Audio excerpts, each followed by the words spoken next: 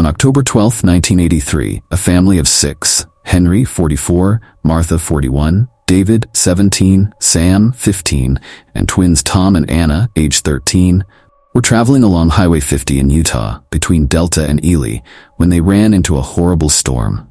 What happened that night was absolutely terrifying. What was found the next day by 2 workers was mysterious and disturbing. Tom told his story a decade later in an interview with a journalist. There's a killer on the road. His brain is squirming like a toad. I'll never forget Jim Morrison's voice as that song played on the radio as we drove along that empty desert highway. We left Denver at about 3 p.m. on our way to San Francisco to visit our cousins for Thanksgiving. We planned on staying at a hotel somewhere along the way. I remember my father saying, "Hey guys, we're entering Utah. Nothing out here but sagebrush." He was right. As I looked out the window, that was pretty much all I saw. We still had about a 6-hour drive, and I could see it wouldn't be long before it was dark. I quickly fell asleep after that, and the next thing I remember was hearing my mother say, "Henry, the rain is really coming down. Are we going to be okay?" "Yeah, we'll be fine. I may have to slow down a bit, but this isn't the first time I've driven in a storm like this," he responded. As I looked out the windshield from the back seat, I could see the rain pouring down. Even with my father having the windshield wipers on max, it was still hard to see, which made me nervous. He drove for probably another 20 minutes before he said, "This is getting bad. I'm going to stop for a while to see if it calms down. The next hotel we see, we'll stop for the day." He then drove to the next highway exit and got off. If you've ever been on the highway in the desert, you'll know there are random exits that lead to dirt roads or to nothing. In this part of Utah, I found out later, there are old mines everywhere, some dating back 100 years or more. As my father pulled over and parked the car, he said, "We'll stay here for a bit. I'm going to take a nap, and hopefully the storm has passed by then." There was silence in the car as we all fell asleep. The next thing I remember was being jolted awake by my father trying to start the car, but it wouldn't. "What's wrong?" Martha asked. "Not sure. It won't turn over at all. It's like the battery is completely dead," he replied. He then popped the hood and went to have a look. By this time, the storm had mostly subsided and appeared to be just sprinkling. A few minutes later, he came back inside and said, "I can't tell what's wrong. No wires have come off that I can see." "Well, what do we do?" asked Martha. "We can't just sit here all night and hope someone happens to find us. I can walk back up the hill to the highway and see if I can flag someone down as I walk towards the next town. I'm not sure how far away that is, but I hope it's not too far," Henry responded.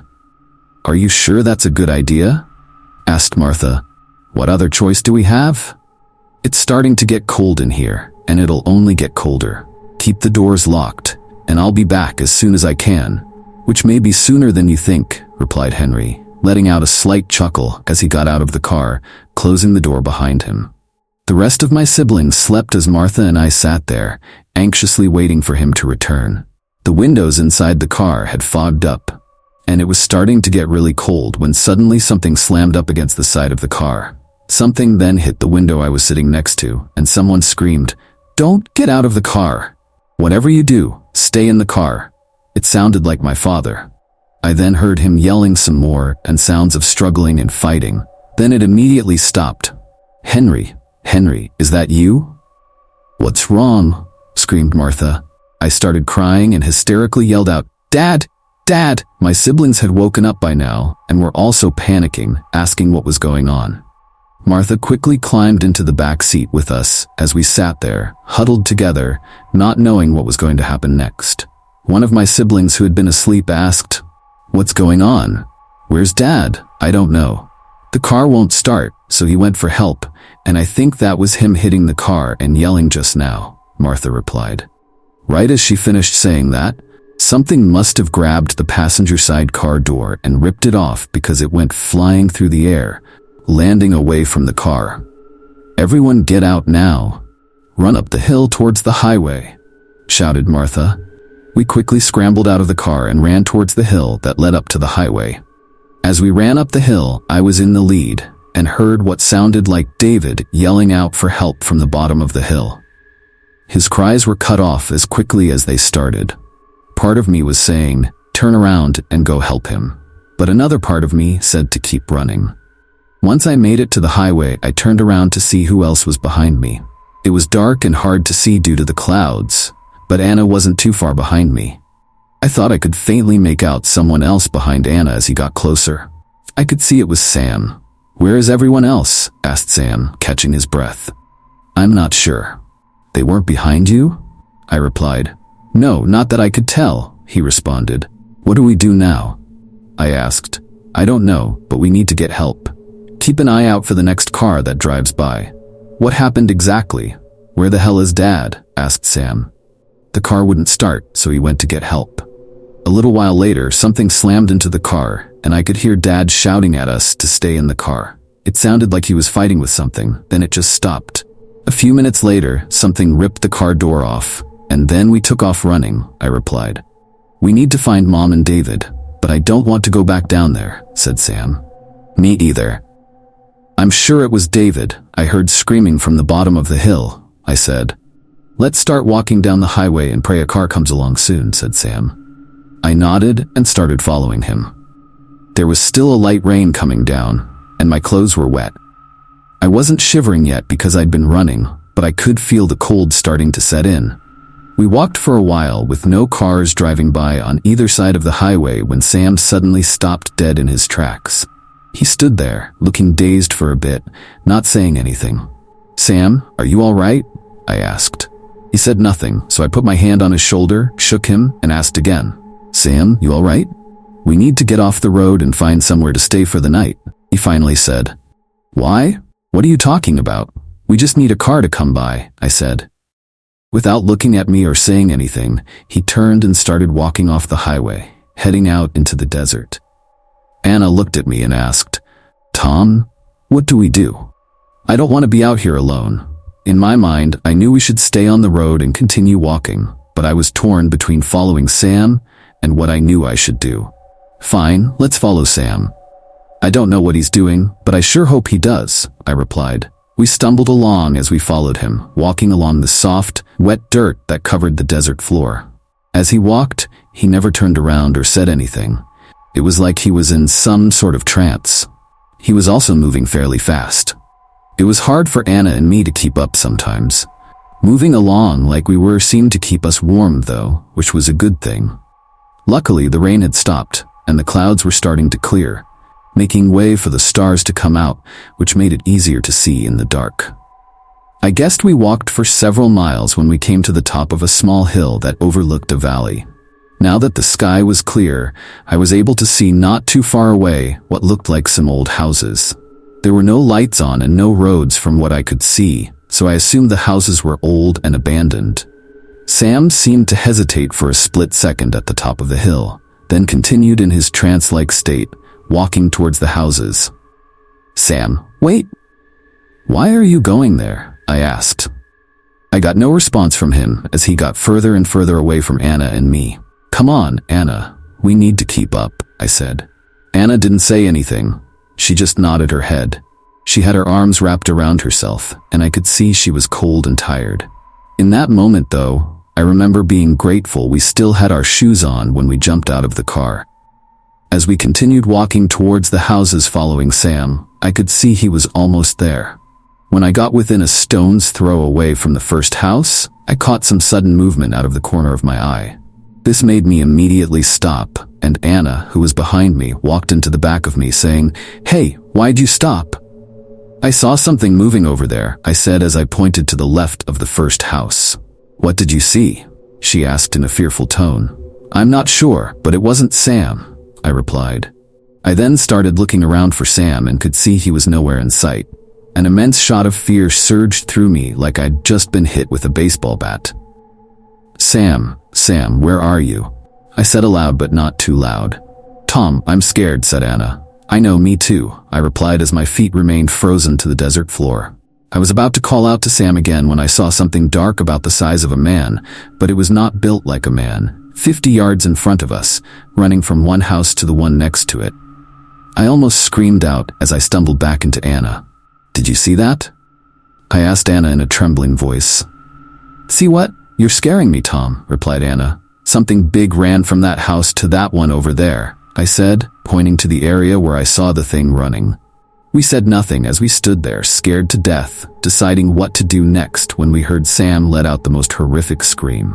I've never in all my life heard him scream like that, and it's something I shall never forget. We then heard thrashing noises coming from inside the house where the dark thing ran towards. Anna started crying, grabbed my arm and squeezed tightly, saying, "Tom, was that Sam?" I'm so scared. My mind was telling me to run, but my body would not obey me. Without warning, the thrashing noise stopped. That's when I was able to make my body move as I whispered loudly to Anna, "Anna, we need to run. We need to get out of here now." "Where do we go?" she asked. "Turn around and go back the way we came." "We need to hurry," I replied. Anna wouldn't move as I started backing away, so I grabbed her by the arm and started pulling her along with me.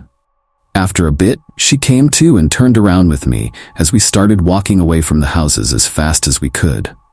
Our walking quickly turned to running. As we ran through the tall sagebrush, I kept looking over my shoulder, checking to see if the dark thing was following us. Once we made it to the other side of the hill we'd been before, we stopped as we needed to catch our breath. I looked at Anna as she looked at me, crying. I was unable to cry, even though I wanted to. I was in some kind of shock because everything that had happened to me over the last few hours seemed surreal. I was about to tell Anna we should keep moving when I caught movement on the skyline of the hill. I could see it on top of the hill, standing there looking down at us. The sagebrush we'd been running through came up to almost my shoulders, and I was about 5'5" at the time, and this thing looked to be around the same height as me, but was much wider looking. The shape of its head against the skyline also looked extremely odd. I thought, whatever it is, it can't be a man. I grabbed Anna's arm and said, "Anna, look up at that thing on the hill. We need to run now." She looked up and let out a small shriek as she saw it also. We quickly turned and started running again. I wasn't even sure in which direction. I was so scared my knees were wobbling, which made it hard to run, almost causing me to fall down multiple times. At this point, I didn't even care to look to see if the thing was behind us or not. I just focused on running as I navigated my way through the tall sagebrush. I also made sure I could hear Anna behind me as I ran. Suddenly, without warning, I tripped over something and started tumbling down a deep, dark hole. As I tumbled through the darkness, time seemed to slow down, and the thought, "This is how I'm going to die," went through my mind as clear as day. When I finally stopped, I landed on my back and could see Anna was on her way down as well. A few seconds later, she landed on top of me, which hurt like hell. She lay there, not moving or saying anything. I assumed she was unconscious. As I looked up through the darkness, I could see the stars clearly in the sky. The hole we'd fallen into appeared to be square-shaped at the top. A few minutes went by when suddenly the dark thing that had been chasing us appeared at the top of the hole, looking down at us. It was easy to make out its outline against the stars. I started shaking Anna, saying, "Wake up, Anna, wake up! It's right there, looking down at us. Get up!" No matter how hard I shook her or yelled at her, she would not wake up. Her body was lifeless, like the doll she used to play with when she was younger. The dark thing just stood there, never moving an inch for what I guessed were hours. Once the sky started to change color, which meant sunrise was not too far off, the dark thing quickly turned and was just gone, like it was never there. As I lay in that hole, watching the night turn to day with Anna's lifeless body still on top of me, I couldn't move. I was finally able to shed tears as I held her because I knew Anna was dead. Her body was starting to get cold and stiff. I said aloud to myself many times as I lay there, "This is how I'm going to die. This is how I'm going to die." I wasn't exactly sure how long I'd been out when I was awakened to the sound of laughter and men talking. At first I thought maybe I'd hit my head too hard, but then I saw movement above me. I mustered what little strength I had left and said, "Help me, help me." All of a sudden, I saw a man's head appear over the hole and say, "Holy, get over here now." Another man appeared over the hole. They then talked to each other, and one of them quickly took off to go get help, I assumed. "Hey, are you all right?" asked the remaining man. "I need help." "My sister is dead," I replied as tears streamed down my face. "Don't worry, Max has gone to get help," "You hang in there and don't move. We'll get you out," said the man, who I later found out was Brent Wiscombe. The sheriff's department arrived at the hole a few hours later and was able to rescue me and retrieve Anna's body. Tom suffered multiple broken bones and lacerations. Anna's body was sent to a coroner, and the cause of death was listed as a broken neck caused by tumbling down into the hole. Max and Brent, who worked for a mining company, had been tasked that very day to install a fence around the old mine shaft to prevent this very thing from happening. A search party was organized for the other family members, but their bodies were never recovered. Only pieces of bloodied, shredded clothing were found surrounding their car. They did find the old abandoned house as Tom described, and found pieces of Sam's clothing there as well. After spending several days with the sheriff's department, Tom was sent to live with his uncle and cousins in San Francisco, and there he remained until his death. Whenever someone asked what he thought the dark thing was, Tom's response was always the same: evil. For more chilling horror stories, please subscribe. Thanks for watching.